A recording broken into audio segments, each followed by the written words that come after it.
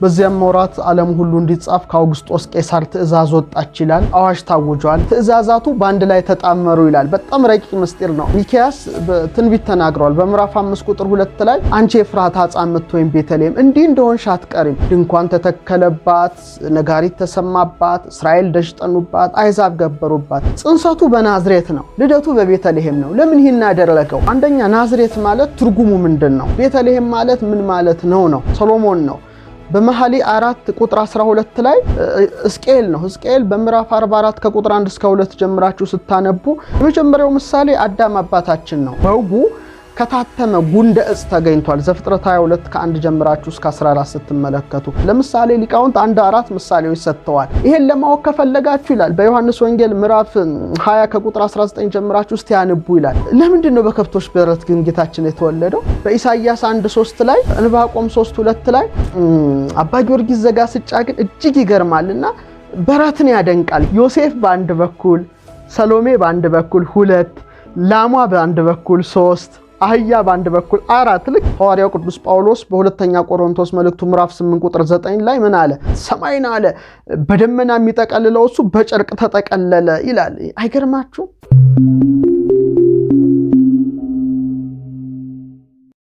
ነገር ልደቱን እናያለን። እጅግ ይገርማል። የክርስቶስ ልደት እንዳለ የነቢያቱ ትንቢትን ዳሰስ ለማድረግ ሞክራለሁ። ክቡራን ተመልካቾቻችን መጀመሪያ እንግዲህ የሉቃስ ወንጌል ምዕራፍ 2 ከቁጥር 1 ጀምራችሁ ቤታችሁ ብታነቡት መልካም ነው ብዬ አስባለሁ። በዚያም ወራት ዓለም ሁሉ እንዲጻፍ ከአውግስጦስ ቄሳር ትእዛዝ ወጣች ይላል። እንግዲህ የሕዝብ ቆጠራ እንዲደረግ አዋጅ ታውጇል። ለምንድነው የሕዝብ ቆጠራ የተደረገው የሚለውን ነው የምናየው።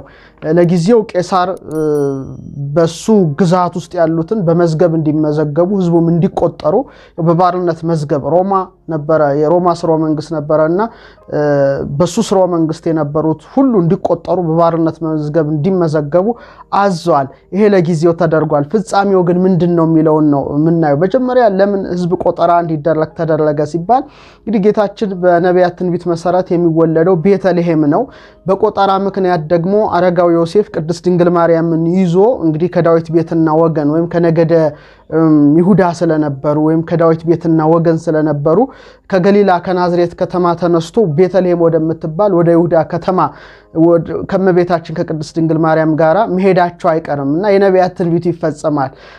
ያ ባይሆን ኖሮ ወደ ገዛ ሀገራቸው ወደ ገዛ መንደራቸው አይመለሱም ነበርና ትንቢቱ ሊደርስ ሊፈጸም ቄሳሩ ልቡ ተነሳስቶ እሱ ባወቀ እግዚአብሔር ባወቀ የሕዝብ ቆጠራው እንዲደረግ ሆኗል ማለት ነው። ይህ አንደኛው ምክንያቱ ነው። ሁለተኛው ግን ታላቁ ሊቅ ቅዱስ ያዕቆብ ዘስሩግ ምን ይላል? አውግስጦስ ቄሳር ይህን ትእዛዝ ማወጁ ጌታችን መድኃኒታችን ኢየሱስ ክርስቶስ አዳምን በሕይወት መዝገብ ውስጥ ሊጽፈው እንደፈለገ ያጠይቃል ይላል። ሕዝብ በሕዝብ ቆጠራ መዝገብ ይመዘገብ ዘንድ ትእዛዝ ወጣ ይላል። ትእዛዛቱ በአንድ ላይ ተጣመሩ ይላል። በጣም ረቂቅ ምስጢር ነው። አንዱ ከላይ ከንጉሠ ነገሥት ከእግዚአብሔር፣ ሁለተኛው ደግሞ ከምድራዊ ንጉሥ ከቄሳር ነው። ቄሳር በሰብአዊ ቆጠራ በዕዳ መዝገብ ሰዎችን ይመዘግባል። ወልደ እግዚአብሔር ክርስቶስ ግን ደቂቀ አዳምን በሕይወት መዝገብ ውስጥ ያትማል ይላል። ይሄ ይገርማልና ሁሉም ወደ ገዛ ሀገሩ ወደ ገዛ መንደሩ ወደ ገዛ ከተማው መመለሱ የክብር ባለቤት ጌታችን መድኃኒታችን ኢየሱስ ክርስቶስ ደግሞ የተሰደድነውን የሰው ልጆች ሁሉ ወደ ጥንት ርስታችን ወደ ገነት ሊመልሰን እንደመጣ ያጠይቃል ብሎ ታላቁ ሊቅ ቅዱስ ያዕቆብ ዘስሩግ ያስቀምጠዋል። ስለዚህ ሁሉም ወደ ገዛ ከተማው እንደተመለሰ በኢየሱስ ክርስቶስ ልደት በሱ ሞትም የተሰደደው የሰው ልጅ በአጠቃላይ ወደ ጥንት ርስቱ ወደ ገነት መግባቱ ግድ ነውና ለጊዜው ምሳሌው ሊሆን ያተደረገ አማናዊ ግን በክርስቶስ ተፈጸመ ብሎ ሊቁ ቅዱስ ያዕቆብ ዘስሩግ ያነሳዋልና ዮሴፍ አረጋዊ ቅድስት ድንግል ማርያምን ይዞ ወደ ዳዊት ከተማ ወደ ቤተልሔም ይዟት ሄዶ ጌታችን መድኃኒታችን ኢየሱስ ክርስቶስ በቤተልሔም ተወልዷል። ለምን በቤተልሔም ተወለደ የሚለውን ምስጢር እናያለን። እንግዲህ የዳዊት ልጅ ነው፣ ወልደ ዳዊት ይባላል ጌታችን። የዳዊትም ጌታ ነው። ስለዚህ ንጉሠ ነገሥት ነው ጌታችን። ስለዚህ በንጉሱ በዳዊት ከተማ በቤተልሔም ሊወለድ ፈቃዱ ነው ብሎ ሊቁ ያነሳዋል።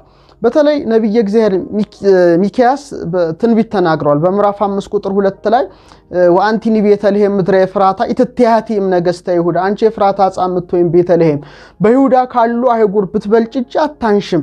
እስመ እምኔኪ ወፅ ንጉሥ ዘይርእዮሙ ለሕዝቤ እስራኤል፣ ወገኖች እስራኤልን የሚጠብቃቸው ይርእዮሙ የሚጠብቃቸው ንጉሥ ካንቺ ይወጣልና ብሎ ትንቢት ተናግሯልና አማናዊ ንጉሥ ወልደ እግዚአብሔር ኢየሱስ ክርስቶስ በቤተልሔም እንደሚወለድ ነብዩ ትንቢት በመናገሩ ይህ ሊደርስ ሊፈጸም ጌታችን መካነ ልደቱን በቤተልሔም አድርጎታል ማለት ነው።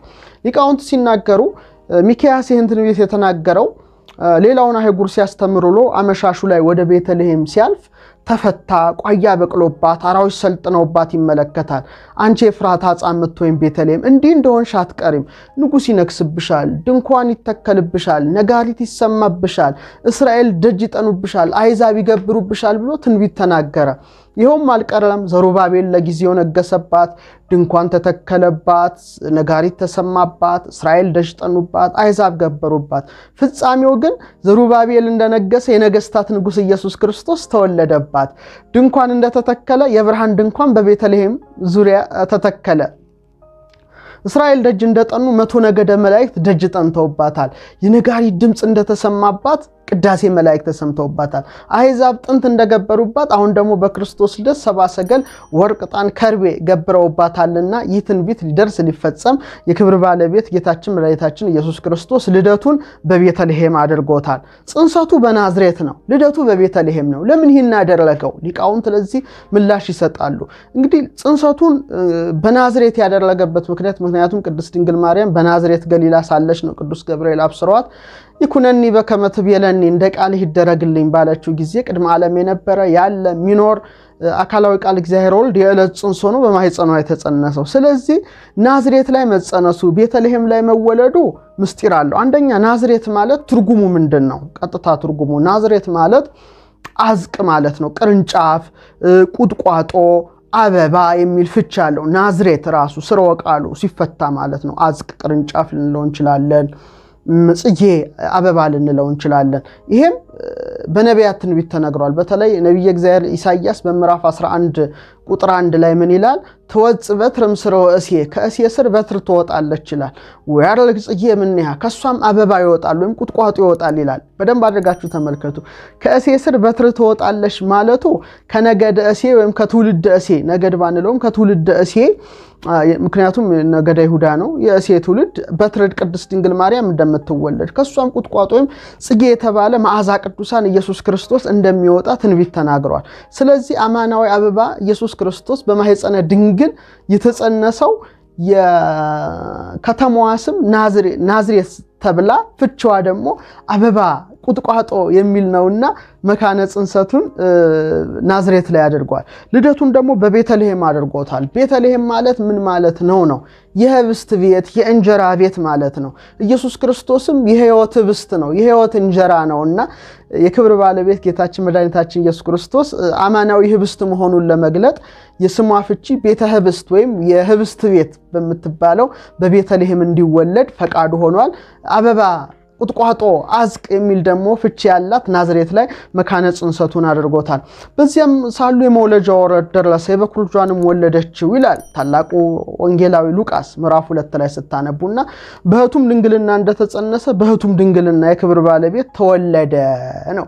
በጣም ይገርማል። ይሄ ረቂቅ ምስጢር ነው። ማኅተመ ድንግልናዋን ሳይጥስ ተጸነሰ፣ ሳይጥስም ተወለደ። እንኳን ለብርሃነ ልደቱ በሰላም አደረሳችሁ። ይህ ረቂቅ ምስጢር ነው። በህቱም ድንግልና ተጸንሶ አማኑኤል በህቱም ድንግልና እንደሚወለድ ነቢያት ትንቢት ተናግረዋል። ትንቢቱ ሊደርስ ሊፈጸም ነው ይህንን ያደረገው። እንግዲህ ትንቢቱ በብዙ መልኩ በሶስት መልኩ ተገልጿል። አንደኛ ሰሎሞን ነው። በመኃልየ 4 ቁጥር 12 ላይ የሕይወት ፍሬ ኢየሱስ ክርስቶስ ከታጠረችዋ ተክል ከቅድስት ድንግል እንደሚገኝ የሕይወቷ ኢየሱስ ክርስቶስ ከታተመችው አማናዊት ጉድጓድ ከቅድስት ድንግል እንደሚወለድ ሰሎሞን ተገልጾለት ትንቢት ሲናገር በመኃልየ 4:12 ላይ እህቴ ሙሽሪት የተቆለፈች ገነት የተዘጋ ምንጭ የታተመች ፈሳሽ ናት ይላል። የታተመች የታጠረች የተቆለፈች ማለቱ የሕይወቷ ኢየሱስ ክርስቶስን ያስገኘችልን ቅድስት ድንግል ማርያም የተቆለፈች የተዘጋች ማለት ማኅተመ ድንግልና የታተመ መሆኑን ያስተምራል። ስለዚህ ይሄ ትንቢት ሊደርስ ሊፈጸም በህቱም ድንግልና ጸንሳው በህቱም ድንግልና ወልደዋለች። ሌላው ኢሳይያስ ነው። በምዕራፍ 7 ቁጥር 14 ናሁ ድንግል ትጸንስ ወትወልድ ወልደ ወትሰምዮ ስሞ አማኑኤል፣ እነሆ ጌታ ስለዚህ ነገር ራሱ ምልክት ይሰጣቸዋል። እነሆ ድንግል ትጸንሳለች ወንድ ልጅም ትወልዳለች ስሙንም አማኑኤል ትለዋለች ይላል። አማኑኤል ትለዋለች። ወንጌላዊ ደግሞ ዘበትርጓሚው እግዚአብሔር ምስሌነ፣ ትርጓሚውም እግዚአብሔር ከኛ ጋር ሆነ ብሎ ማቴዎስ ላይ ያነሳዋል። ለማንኛውም ግን ኢሳይያስ ድንግል በድንግልና ጸንሳ እንደምትወልድ ትንቢት ተናግሯል። ስለዚህ ያ ትንቢት ሊደርስ ሊፈጸም አማኑኤል አምላካችንን ቅድስት ድንግል ማርያም በህቱም ድንግልና ወልደዋለች። ሌላው ሕዝቅኤል ነው። ሕዝቅኤል በምዕራፍ 44 ከቁጥር 1 እስከ 2 ጀምራችሁ ስታነቡ ወደ ምስራቅ ወደሚመለከተው በውስተ ውጪ ወዳለው ወደ መቅደሱ በር አመጣኝ፣ ተዘግቶም ነበር ይላል። መቅደስ ያላት ቅድስት ድንግል ማርያም ናት። ተዘግቶ ነበር ማለት ቅድመ ጸኒስ ቅድመ ወሊድ ማኅተመ ድንግልን ነው የታተመ መሆኑን ያመለክታል። እግዚአብሔርም አለ ይህ በር ተዘግቶ ይኖራል እንጂ አይከፈትም፣ ሰውም አይገባበትም። የእስራኤል አምላክ እግዚአብሔር ገብቶበታልና ተዘግቶ ይኖራል ይላል። በደንብ አድርጋችሁ አስተውሉት እስቲ። የእስራኤል አምላክ እግዚአብሔር ገብቶበታልና ተዘግቶ ይኖራል። ምክንያቱም የእስራኤል አምላክ ኢየሱስ ክርስቶስ በማኅፀነ ድንግል አድሯል እና ተዘግቶ ነበረ፣ በቃ አይከፈትም። ምክንያቱም እስራኤል አምላክ ገብቶ ሳይከፍት ወጥቷል። ይህ ምን ያመለክታል? ቅድስት ድንግል ማርያም ጌታን ከመውለዷ በፊት ድንግል፣ በወለደችው ጊዜ ድንግል፣ ከወለደችውም በኋላ ዘላለማዊት ድንግል ወትረ ድንግል መሆኗን ነቢያት ትንቢት ተናግረዋልና ይህ ሊደርስ ሊፈጸም አምላክን በድንግልና ጸንሳ በድንግልና ወልዳለች። ይሄ ትንቢት ነው። ምሳሌም አለው። የመጀመሪያው ምሳሌ አዳም አባታችን ነው። አዳም አባታችን ከታተመች ምድር ተገኝቷል። ካልታረሰች፣ ካልተኮተኮተች፣ ካልተቆፈረች፣ ዘር ካልተዘራባት ድንግል ምድር እንደተገኘ የክብር ባለቤት ጌታችን መድኃኒታችን ኢየሱስ ክርስቶስ ዳግማዊ አዳምም በህቱም ድንግልና ከአማናዊት ምድር ከቅድስት ድንግል ማርያም የመወለዱ ምሳሌ አድርጎታል። ሌላው እናታችን ሔዋን ከአዳም የታተመ ጎን ተገኝታለች። አዳም የህቱም ገቦ ወይም ጎን ተገኝታለች። ዳግማዊ አዳም ኢየሱስ ክርስቶስም በህቱም ማኅፀነ ድንግል ለመወለዱ አምሳል ሆናለች ማለት ነው። በከመ ይሐጽ አጽመ ገቦሁ ለአዳም ድኅረ ጸአተ ሔዋን እምኔሁ ከማሁ ይሐጽ ማኅተመ ድንግልናሃ ለድንግል አመ ወለደቶ ለአበ አዳም በስጋዌሁ ይላል። አዳም ሔዋንን ሲያስገኝ አካል እንዳልጎደለ ሁሉ የአዳምን ፈጣሪ ክርስቶስም በስጋ በወለደች ጊዜ የቅድስት ድንግል ማርያም ማኅተመ ድንግልና አልተለወጠም። ስለዚህ አስቀድሞ ምሳሌ የእናቱ ምሳሌ ይሆኑ ዘንድ እነዚህን አምሳላት አስቀድሞ እግዚአብሔር ባወቀ አድርጓል። ሌላው የይስሐቅ ቤዛ ወይም ይስሐቅን የታደገው ከመታረድ የታደገው በጉ ከታተመ ጉንደ ዕፅ ተገኝቷል። ዘፍጥረት 22 ከ1 ጀምራችሁ እስከ 14 ስትመለከቱ እንደዚህ ሁሉ ቤዛ ዓለም ክርስቶስም በህቱም ማኅፀን ለመወለዱ ምሳሌ ሆኗል ማለት ነው።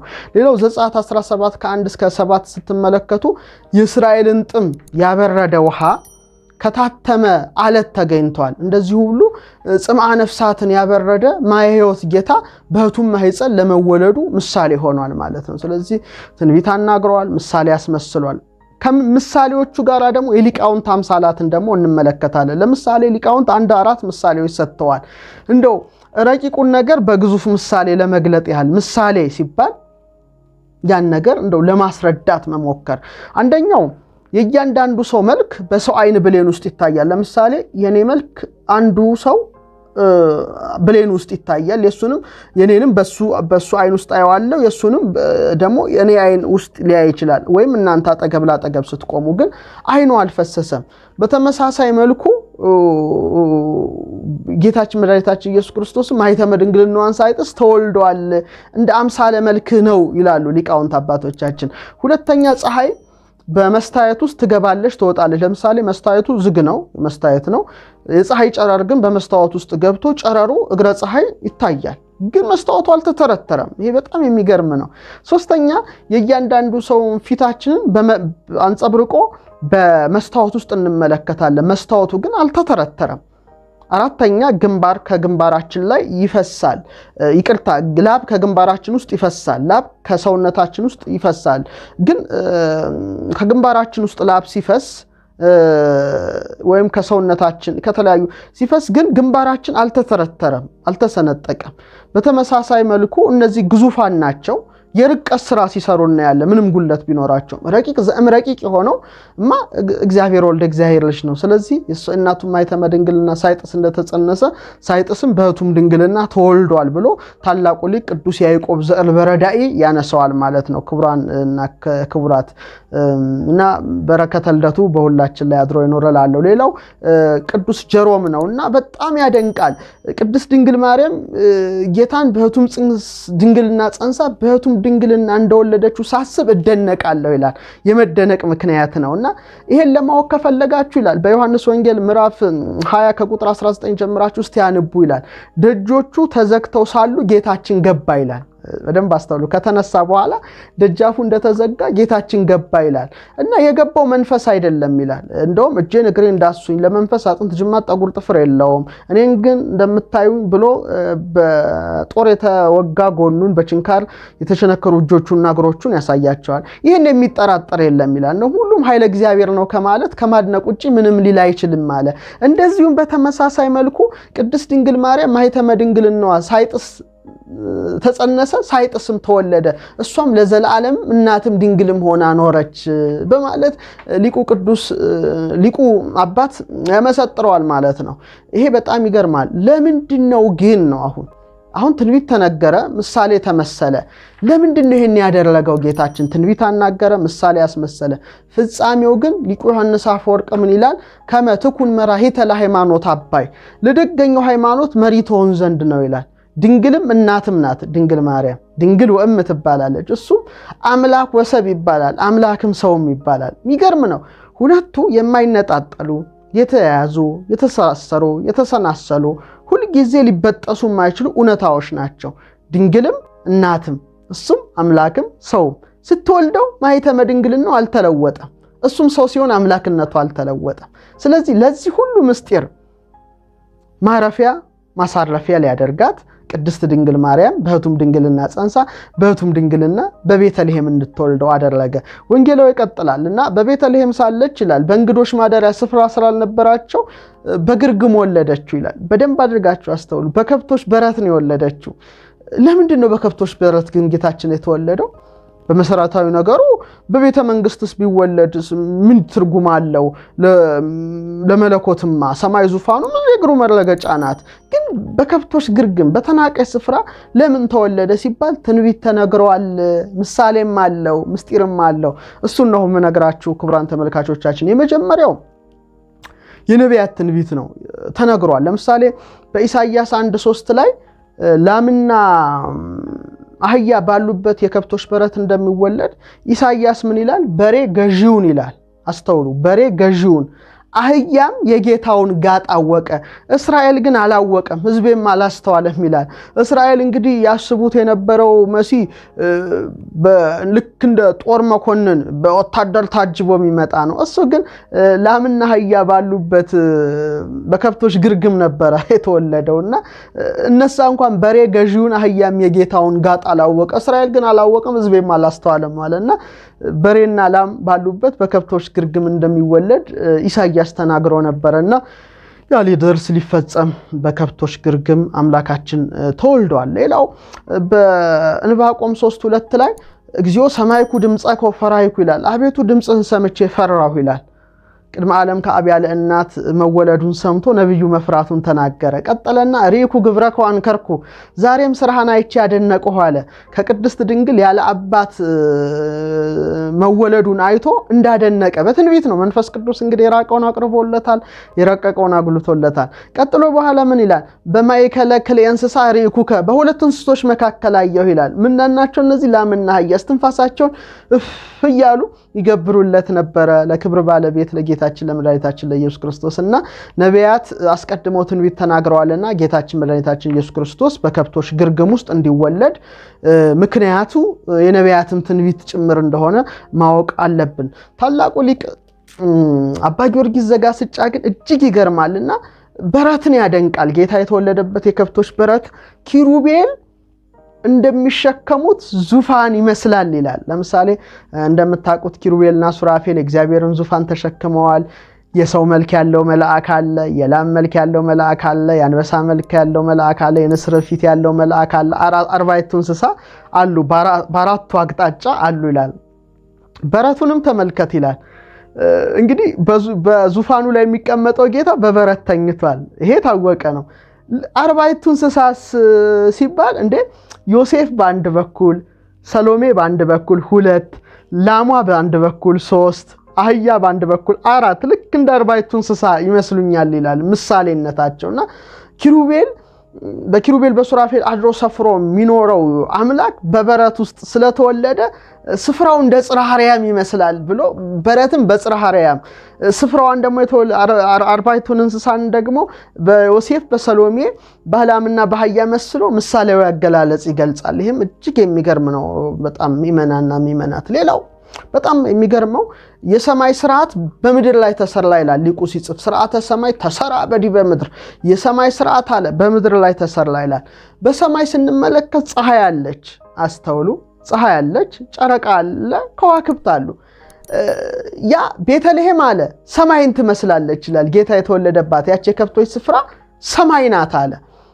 በሰማይ ላይ ፀሐይ እንዳለ እውነተኛው ፀሐይ ኢየሱስ ክርስቶስ፣ ፀሐይ ዘኢያዕርብ የማይጠልቀው ፀሐይ፣ እውነተኛው ፀሐይ ኢየሱስ ክርስቶስ በቤተልሔም ተወለደ ይላል። በሰማይ አለ ጨረቃ አለች፣ ያውም ሙሉ ጨረቃ ምትጎለው ምትሞላው ጨረቃ እንዳለች ሁሉ በቤተልሔም ግን ማኅተመ ድንግልና ሁሌ የማይጎድለው አማናዊ ሶሊያና ድንግል ማርያም ተገኘች ይላል።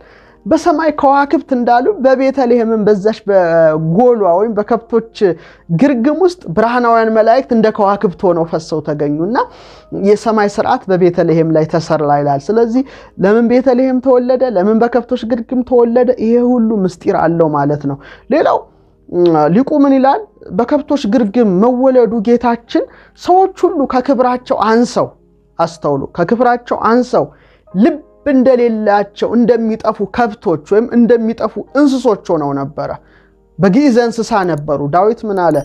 ሰውስ ክቡር ሲሆን አላወቀም፣ እንደሚጠፉ ልብ እንደሌላቸው እንስሶች ሆነ እንዳለ በእንስሶች ማደሪያ ወይም በከብቶች ግርግም ውስጥ ጌታችን መወለዱ ዕፀ በለስም በመብላት ከክብራችን የተዋረድነውን እኛን የሰው ልጆችን ከፍ ሊያደርገን ወደ ጥንት ስፍራችን፣ ወደ ጥንት ልዕልናችን፣ ወደ ጥንት አስተዋይ ክብራችን፣ ወደ ጥንት ርስታችን ሊመልሰን እንደመጣ ለማጠየቅ የሕይወት ህብስት ሆኖ ኢየሱስ ክርስቶስ ህብስተ ሕይወት ክርስቶስ በከብቶች ግርግም ተወለደ ይላል ሊቁና አባት በተለይ ቅዱስ ቄርሎስ። ሌላው የከብቶች በረት የተናቀ ቦታ ነው። ታውቃላችሁ፣ አዛባ አለው፣ ቆሻሻ አለው፣ ሽታ አለው። ይሄ ሁሉ ነገር እንዳለው አስተውሉ እና በተናቀች ስፍራ መወለዱ የተናቅነውን የተዋረድነውን የሰው ልጆችን ከፍ ሊያደርገን እንደመጣ ያጠይቃል ማለት ነው። እሱ በተናቀች ስፍራ ተወልዶ እኛን የተናቅነውን የሰው ልጆችን የተዋረድነውን የሰው ልጆችን ከክብራችን የጎደልነውን የሰው ልጆችን ወደ ጥንት ርስታችን ሊመልሰን እንደመጣ ለማጠየቅ ባለጸጋው እሱ ድሃ ሆነ። ይኸውም ሐዋርያው ቅዱስ ጳውሎስ በሁለተኛ ቆሮንቶስ መልእክቱ ምዕራፍ 8 ቁጥር 9 ላይ ምን አለ? ሀብታም ሲሆን አለ ባለጸጋ ሲሆን እናንተ በእርሱ ድህነት ባለጠጎች ተሆኑ ዘንድ ስለ እናንተ ድሃ ሆነ በማለት ያስቀምጠዋል። ስለዚህ በተናቀች የከብቶች ግርግም የክብር ባለቤት ጌታችን መድኃኒታችን ኢየሱስ ክርስቶስ መወለዱ የተናቅነውን የሰው ልጆችን ከፍ ከፍ ሊያደርገን እንደመጣ ለማጠየቅ፣ ወደ ጥንት ልዕልናችን፣ ወደ ጥንት ክብራችን ሊመልሰን እንደመጣ ለማጠየቅ ሁሉ ሲሆን የአማልክት አምላክ የጌቶች ጌታ ነገሥታት ንጉሥ ሲሆን በከብቶች ግርግም ተወልዷል ማለት ነው። ይህንንም ማወቅ ያስፈልጋል። ሌላው ቅዱስ ያዕቆብ ዘስሩግ ምን ይላል? ጌታችን በተናቀች ቦታ መወለዱ ምን ያመለክታል ይላል። ምክንያቱም ከሰረገላ ወርዶ በግርግም ይወለድ ዘንድ ለምን ፈለገ? ለምን ወደዚህ ዓለም መጣ ሲል ትዕቢተኛውን ዲያብሎስን ሊያዋርደው ይላል። ዲያብሎስ አምላክ ሳይሆን አምላክነትን ተመኘ። ፍጡር ሲሆን ፈጣሪ ነኝ አለ። በትዕቢቱም ተዋረደ። በጣም በትዕቢቱ ተዋረደ።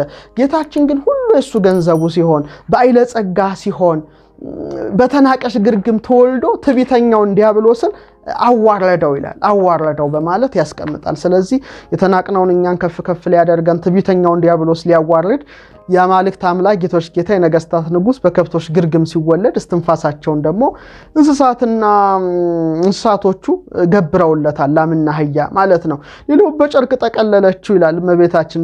እንግዲህ አስቡት እስቲ። በተለይ አጢፎስ ምን ይላል? ዘይጠበልሎ ለሰማይ በደመና ተጠብለለ በአጽረክት። ሰማይን አለ በደመና የሚጠቀልለው እሱ በጨርቅ ተጠቀለለ ይላል። አይገርማችሁ? ቅዱስ ያሬድም ዮም እግዚአ ሰማያት ወምድር በጎል ሰከበ እሳት በአጽርቅ ተጠብለለ ይላል። ዛሬ የሰማይና የምድር ጌታ በበረተኛ እሳትም በጨርቅ ተጠቀለለ በማለት ያደንቃል። በጣም ያደንቃልና ይሄ ራሱ እጅግ የሚገርም ነው። ክብሯና ክብሯ። ስለዚህ የክብር ባለቤት ጌታችን መድኃኒታችን ኢየሱስ ክርስቶስ እንግዲህ ተወልዷል።